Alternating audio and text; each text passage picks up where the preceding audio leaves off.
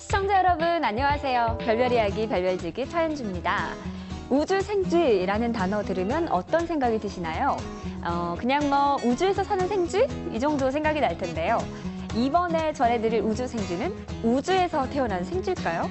외계 생명체? 네, 어떤 이야기인지 궁금하시죠? 별별 뉴스에서 살펴보도록 하겠습니다.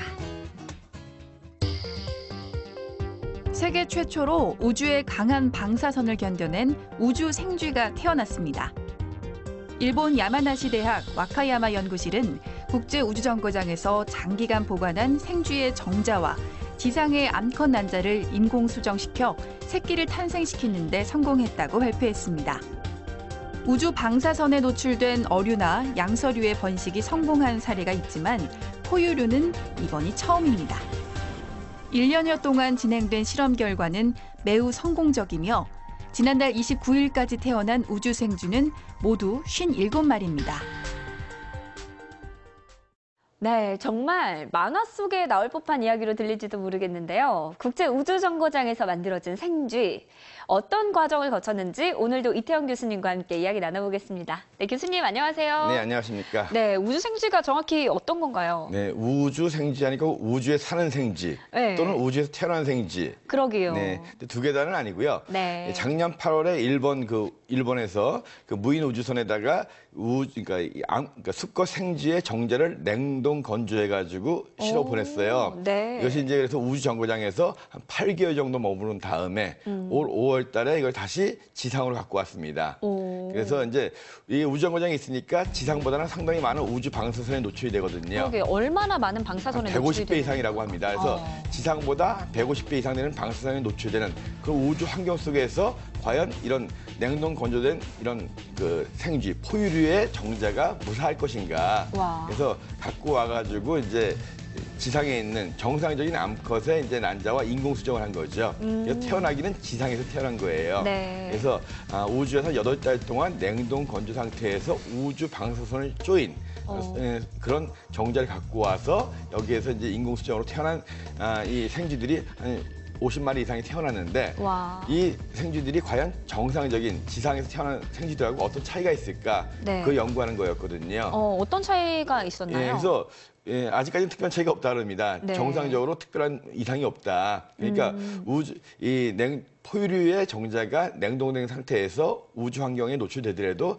큰 문제가 없을 것이다. 예. 근데 이제 한 8달 정도였잖아요. 네. 그래서 이제 연구진들은 내년, 후년, 그러니까 처음에 올라갈 때 12마리의 그 생쥐의 그 정자를 갖고 올라갔는데 네. 일부만 갖고 온 거거든요. 그래서 1년 후에 다시 한 번 또 갖고 와보고 또 갖고 와보고 그래서 1년 이상 노출됐을 때 또 2년 이상 노출됐을 때 그 상황이 어떤지 이제 알아보겠다는 거거든요. 그렇군요. 아직까지는 별 이상이 없다고 하는데 그럼 언젠가는 우주에서 직접 태어나기도 그렇죠. 하는 실험을 해볼 날이 오겠네요. 결국 뭐냐면 이제 우주 여행을 하게 되면 상당히 오랜 시간 동안에 우주에서 우주 환경 속에서 방사선에 노출돼야 되고 그렇죠. 그러다 보니까 우주에서 또 이제 새로운 생명을 갖다가 인공 수정해야 될 날도 올 것이고 그렇죠. 그런데 대비하기 위해서 그런 초기 단계의 실험을 생쥐를 가지고 한 거죠. 아무튼 현재로서는 8달 정도 우주 환경에 노출된 생쥐의 정자는 이상이 없다.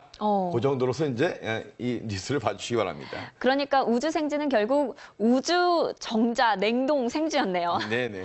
네, 다음에는 우주에서 태어날 우주 생쥐도 한번 기대해 보도록 하겠습니다.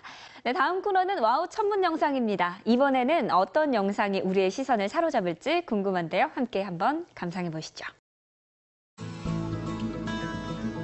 태양계의 8개 행성 중 태양과 가장 가까운 행성은 뭘까요? 바로 수성이죠. 이 수성은 지구에서 가장 가까울 때의 거리가 1억 킬로미터 정도로 그리 멀지 않은 행성이지만 1975년 마리너 10호의 탐사 이후 한동안 수성에 대한 탐사는 이루어지지 않았습니다. 그리고 지금으로부터 10년 전인 2004년 8월 30여 년 만에 수성을 향한 인류의 탐사가 다시 시작된 건데요. 그 탐사의 주인공은 메신저. 메신저는 발사 후 7년이라는 긴 시간을 비행해 2011년 3월 수성 궤도 진입에 성공한 후 지금까지 수성의 비밀을 밝히기 위한 활동을 계속하고 있습니다. 네, 이 영상만 딱 봤을 때는 수성이 달처럼 보이기도 하네요. 이렇게 수성의 모습을 우리에게 보내준 수성 탐사선 메신저가 발사 10주년을 맞았는데요. 이 교수님, 이 메신저에 대해서 좀 알려주시죠. 네, 메신저는 이제 1975년에 우리가 수성 탐사를 한 이후에 거의 3, 40년 이상 수성 탐사를 한 적이 없거든요. 그래서 자세한 수성 탐사를 하기 위해서 수성의 위성, 인공위성을 만든 이 탐사선이 바로 메신저입니다. 그래서 10년 전인 이제 2004년에 이제 발사된 거거든요. 10년 전에 발사해가지고 7년 동안 날아갔습니다. 와. 근데 수성 굉장히 가깝거든요. 이거 수금지니까 네. 지구보다 태양 안쪽에 있잖아요. 예, 예. 그러니까 지구에서부터 가까울 때는 한 1억 킬로 정도밖에 안 되는데 그렇군요. 우리가 보통 화성 갈 때도 한 6개월 정도면 가거든요. 근데 이렇게 가까운 이 수성을 가는데 7년이나 걸리기 상당히 놀랍죠. 왜 이렇게 오래 걸렸나요? 뭐냐면 이제 수성 바로 옆에 큰 태양이 있잖아요. 예. 태양 옆에 있는 아주 자그마한 중력을 가진 수성의 이 우주선을 안착시키기 위해서는 굉장히 조심스럽게 접근을 해야 돼요.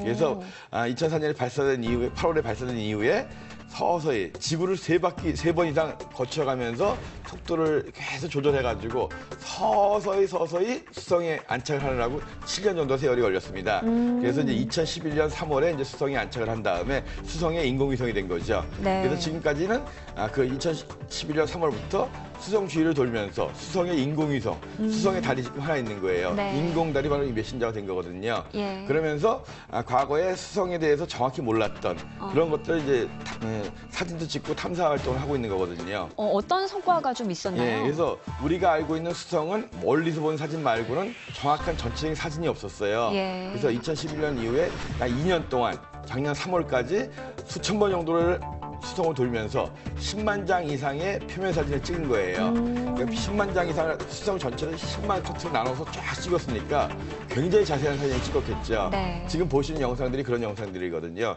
하나하나 한 컷 한 컷 보면 마치 달을 보는 듯한 그러게요. 그러니까 달과 수성이 똑같이 공기도 없고 대기가 없다 보니까 운석 구덩이 같은 것, 크레이터들이 굉장히 많이 있죠. 그래서 겉보기에는 달처럼 보이지만 전체적으로 봐서는 달과 조금 틀려요. 그래서 이 10만 장 이상의 사진 찍으면서 수성의 정확한 모습을 드디어 알아냈고요. 네. 그러면서 이제 수성이 처음 만들어져가지고 이 굉장히 뜨거운 열기 속에서 수축하면서 어떻게 현재의 지형처럼 됐는가 하는 것들을 연구하면서 또 태양계의 신비를 밝혀낼 수 있으니까요. 네. 그래서 그런 신비를 푸는 역할들을 계속 하고 있거든요. 네. 그래서 아무튼 이 메신저가 가서 7년 만에 도착해가지고 2년 동안 사진을 다 찍고 지금까지 계속 활동을 하면서 수성의 신비가 밝혀지고 있거든요.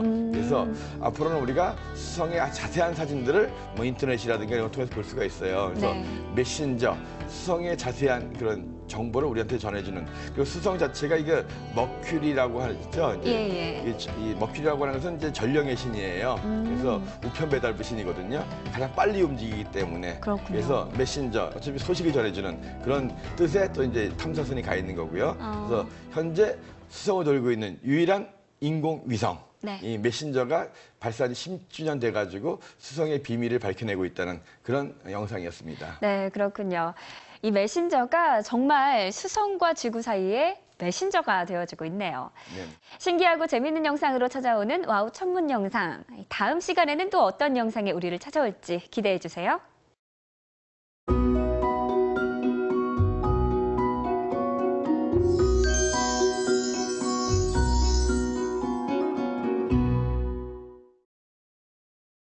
어린 시절 텐트를 치고 온 가족이 캠핑을 할 때 혹은 산책을 하다가 별똥별 보신 적 있으신가요?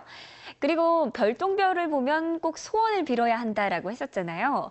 그래서 별똥별을 보면서 뭐 해달라라고 간절하게 또 소원을 빌었던 기억이 나는데요.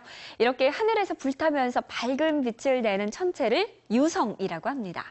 오늘은 이 유성에 대해서 이야기해 볼 텐데요. 먼저 함께 만나볼까요? Blackbird singing in the dead of night. Take these sunken eyes and learn to see.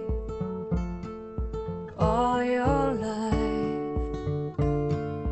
you were only waiting for this moment to be free. Blackbird fly, blackbird fly into the light of the dark black night.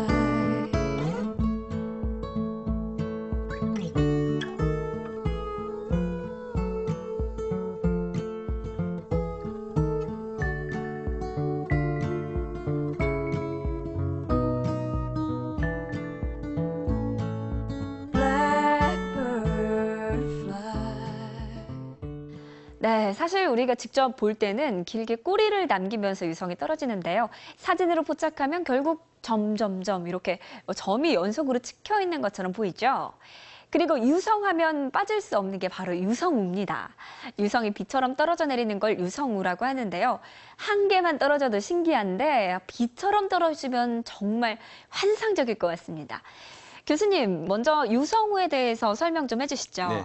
유성이라고 하는 것은 이제 우주 공간에 떠도는 물체들이 지구의 대기권으로 들어와서 불타는 현상이 유성우입니다. 그 유성이 비처럼 많이 떨어질 때는 유성우가 온다라고 하죠. 일반적으로 유성우라고 하는 것은 혜성이 지나가게 되면 혜성의 꼬리에서 떨어져 나온 부스러기들이 그 궤도에 놓여 있게 돼요. 네. 그래서 이런 궤도 속에 놓여 있는 부스러기들이 지구가 통과할 때 우르르 여러 개가 동시에 이제 대기권에 들어오면서 비처럼 쏟아지게 되는 건데요. 근데 많은 분들이 좀 혼동하는 게 있어요. 우리가 소나기 내린 다음 비가 막 쏟아지죠. 네. 네. 그러니까 유성우가 내린다 그러면 정말 유성이 비처럼 막 쏟아지는 것 같은 같죠. 착각을 하게 되거든요. 예. 근데 보통 유성우라고 하는 것은 시간당 한 10개 이상 정도가 오면 유성우라고 해요. 아. 근데 시간당 10개니까 하나당 그럼 몇 분씩 걸리잖아요. 네. 근데 이 중에는 눈으로 잘 안 보이는 것들도 있어요. 그러니까 밝은 유성들은 쉽게 보이지만 좀 어두운 유성, 별 중에도 밝은 별이 있고 어두운 별이 있는 것처럼 유성 중에서도 어두운 유성들이 있거든요. 예. 그러니까 별로 치면 한 5등성, 6등성 정도 되는 희미한 유성들, 이런 유성들은 그냥 스쳐 지나가기 때문에 모르는 경우도 있거든요. 그래서 시간당 한 10개 정도 떨어진다고 한다면 일반인들 눈에서는 한 대여섯 개 정도 보일 수 있는 정도. 네. 그다음에 뭐 시간당 한 100개 정도 떨어지면 정말 많은 유성우가 정말 큰 거거든요. 네. 1년에 한 100개 가까이 떨어지는 것이 한 3번 정도 있는데 그럴 때도 실제로 보게 되면 시간당 한 몇십 개 정도가 최대인데 분당 하나 떨어지기 쉽지 않거든요. 네, 그래서 뭐 유성우라고 해서 비처럼 떨어지나 했더니 네. 이슬비 정도네요. 이슬비도 안 되는 거고요. 이슬비도 안 되는 그리고 거죠. 일단 그 중에서 아주 밝은 거, 대도시에서 보일 수 있는 유성우는 정말 몇 개 안 되거든요. 네. 그래서 너무 그렇게 욕심내지 마시고요. 시간적으로 보면 저녁보다는 새벽에 유성이 많이 떨어진다. 네. 왜냐하면 우리가 비가 올 때 버스의 앞유리 창에 빗방울이 많이 맺혀지는 것처럼 지구가 태양을 돌 때 이 새벽 뜨는 부분이 비 오는 날에 버스의 앞유리 창과 같은 역할을 하기 때문에 예. 저녁보다는 새벽에 별똥별이 더 많이 떨어지고 빠르게 움직이는 걸 볼 수 있다 하는 부분이거든요. 아, 네. 그리고 또 8월 초 요맘때 이 3대 유성우 중에 하나인 페르세우스 유성우 이것도 볼 수 있다고 하는데요. 네, 그래서 제가 7월 말부터 8월 초중순까지가 별똥별이 가장 많이 볼 수 있는 시간이라고 했죠. 네. 물론 이때 이제 페르세우스 유성우도 있고 뭐 물병자리 유성우도 있는데 그 중에서 8월 10일부터 13일 요때가 이제 페르세우스자리 유성우라고 하는 가장 큰 유성우의 최대가 보이는 때거든요. 그래서 오늘 이번 주에 2주의 천문 현상에서 바로 이 이야기를 집중적으로 해드릴 거예요. 제가 바로 너무 일찍 물어봤네요. 네, 바로 지금이 페르세우스 유성우를 볼 수 있는 가장 좋은 시기가 다가오고 있습니다. 지금. 와, 그렇군요. 정말 생각만 해도 환상적입니다. 이 보름에 가까워지는 시기라서 별똥별도 잘 안 보일까 봐 걱정되긴 한데요. 화려한 유성우가 밤하늘을 또 아름답게 꾸며줬으면 하는 바람도 동시에 드네요. 네, 별의 는 밤은 여러분의 소중한 자료 기다립니다. 여러분이 직접 보내주신 사진 그리고 영상으로 만들어지니까요. 주저하지 마시고 밑에 보이는 주소로 지금 바로 보내주세요.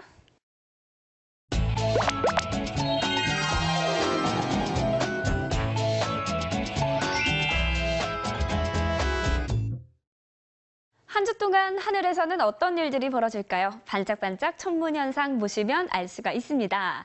네, 교수님 앞서 네. 잠시 언급해 주셨지만 이번에 유성우가 그렇게 아름답다고요. 네, 유성우가 참 아름답죠. 아름다울 거라고 예상이 되는데 다만 8월 11일 새벽이 보름이잖아요. 네. 그래서 올해 중에 가장 큰 보름달이 뜨는 날이 8월 11일 새벽이에요. 그러니까 8월 10일 날 밤에 뜬 보름달이 8월 11일 새벽에 제일 커지거든요. 그러니까 우리가 보통 슈퍼문이라고 하죠. 네. 그래서 올해 뜨는 보름달 중에 8월 11일 날 새벽이 제일 커지는 거거든요. 아, 올해에서 가장 큰 달인가요? 예, 그래서 평상시보다 10% 정도 큰 보름달이 뜨거든요. 와. 그리고 나서 이틀 지나서 8월 12일 밤부터 8월 13일 새벽까지가 페르세우스자리 유성우의 극대기예요. 와. 그러니까 좋긴 좋은데 네. 보름달 옆에서 별똥별 보면 좋긴 좋은데 그 대신에 잘 안 보이겠네요. 흐린 것들은 잘 안 보이죠. 그래서 어차피 페르세우스자리 유성우는 밝은 놈들만 찾아서 보면 돼요. 그러니까 네. 시간당 한 90개에서 100개쯤 보이는 거거든요. 정말 많이 그래서 떨어지네요. 밝은 유성들은 보름달 속에서 충분히 볼 수가 있거든요. 네. 그래서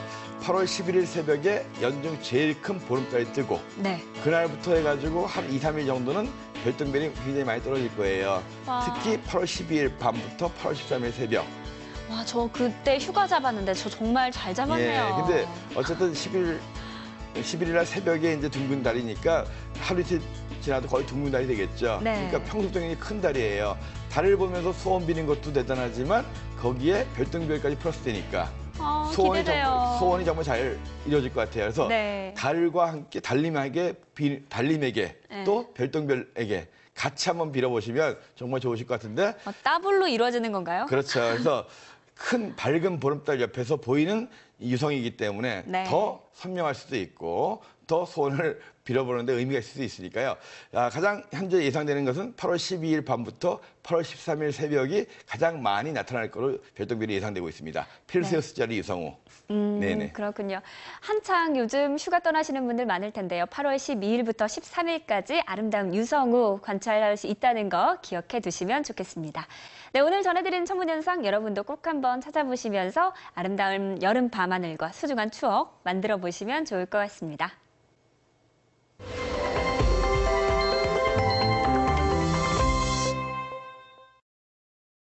별별 이야기 오늘 준비한 소식은 여기까지입니다. 즐거운 시간 되셨나요? 다음 시간에도 재미있고 알찬 소식들 가득 준비해서 찾아뵐 테니까 기대해 주시고요. 별별 이야기 다시 보고 싶으신 분들은 YTN 웨더 홈페이지와 애플리케이션 그리고 유튜브 채널에서 찾아주세요. 시청해주신 여러분 고맙습니다.